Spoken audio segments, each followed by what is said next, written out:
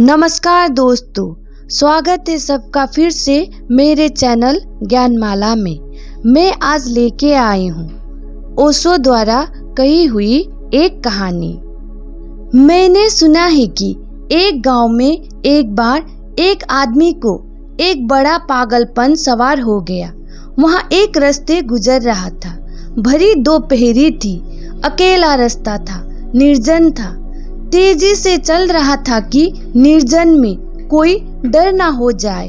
हालांकि डर वहाँ भी हो सकता है जहाँ कोई और हो। जहाँ कोई भी नहीं है वहाँ डर का क्या उपाय हो सकता है। लेकिन हम वहाँ बहुत डरते हैं जहाँ कोई भी नहीं होता है। असल में हम अपने से ही डरते हैं, और जब हम अकेले रह जाते हैं तो बहुत डर लगने लगता है। हम अपने से जितना डरते हैं उतना किसी से भी नहीं डरते। इसीलिए कोई साथ हो, कोई भी साथ हो तो भी डर कम लगता है, और बिल्कुल अकेले रह जाए तो बहुत डर लगने लगता है। वहाँ आदमी अकेला था और डर गया और भागने लगा। और सन्नाटा था, सुनसान था, दोपहर थी, कोई भी ना था। जब वहाँ तेजी से भागा तो उसे अपने ही पैरों की आवाज पीछे से आती हुई मालूम पड़ी, और वहाँ डरा कि शायद कोई पीछे है। फिर उसने डरे हुए चोरी की आंख से पीछे झांक कर देखा तो एक लंबी छाया उसका पीछा कर रही थी। वहाँ उसकी अपनी ही छाया थी, लेकिन वहाँ देखकर कि कोई लंबी छाया पीछे पड़ी हुई है, वहाँ और भी तेजी से भागा। फिर वहाँ आदमी कभी रुक नहीं सका मरने के पहले, क्योंकि वहाँ जितनी तेजी से भागा छाया उतने ही तेजी से उसके पीछे भागी। फिर वहाँ आदमी पागल हो गया, लेकिन पागलों को पूजने वाले भी मिल जाते हैं। जब वहाँ गांव से भागता हुआ निकलता और लोग देखते कि वहाँ भागा जा रहा है तो लोग समझते कि वहाँ बड़ी तपश्चर्या में रत है।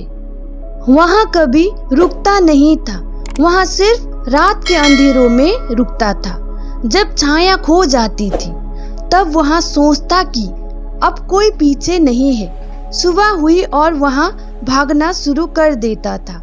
फिर तो बाद में उसने रात में भी रुकना बंद कर दिया। उसे ऐसा समझ में आया कि जब तक मैं विश्राम करता हूँ, मालूम होता है जितना दूर भागकर दिन भर में मैं दूर निकलता हूँ उतनी देर में छाया फिर वापस आ जाती है। सुबह फिर मेरे पीछे हो जाती है। तब उसने रात में भी रुकना बंद कर दिया। फिर वहाँ पूरा पागल हो गया। फिर वहाँ खाता भी नहीं, पीता भी नहीं। भागते हुए लाखों की भीड़ उसको देखती, फूल फेंकती। कोई राह चलते उसके हाथ में रोटी पकड़ा देता, कोई पानी पकड़ा देता। उसकी पूजा बढ़ती चली गई। लाखों लोग उसका आदर करने लगे। लेकिन वहाँ आदमी पागल होता चला गया, और अंततः वहाँ आदमी एक दिन गिरा और मर गया। गांव के लोगों ने जिस गांव में वहाँ मरा था उसकी कब्र बना दी, एक वृक्ष के नीचे छाया में। और उस गांव के एक बूढ़े फकीर से उन्होंने पूछा कि हम इसकी कब्र पर क्या लिखें। तो उस फकीर ने एक लाइन उसकी कब्र पर लिख दी। किसी गांव में किसी जगह वहाँ कब्र अब भी है। हो सकता है कभी आपका उस जगह से निकलना हो तो पढ़ लेना। उस कब्र पर उस फकीर ने लिख दिया है कि यहाँ एक ऐसा आदमी सोता है जो जिंदगी भर अपनी छाया से भागता रहा है, जिसने जिंदगी छाया से भागने में गवा दी।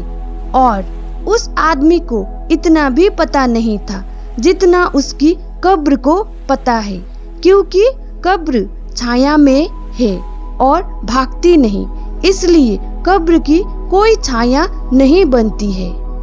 इसके भीतर जो सोया है उसे इतना भी पता नहीं था जितना उसकी कब्र को पता है।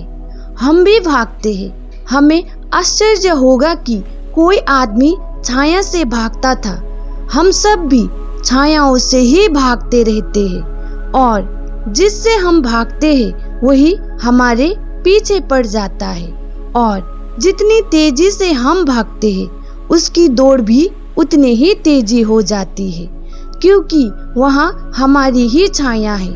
मृत्यु हमारी ही छाया है और अगर हम उससे भागते रहे तो हम उसके सामने कभी खड़े होकर पहचान नहीं पाएंगे कि वहाँ क्या है। काश वहाँ आदमी रुक जाता और पीछे लौटकर देख लेता तो शायद अपने पर ही हंसता और कहता, कैसा पागल हूँ, छाया से भागता हूँ।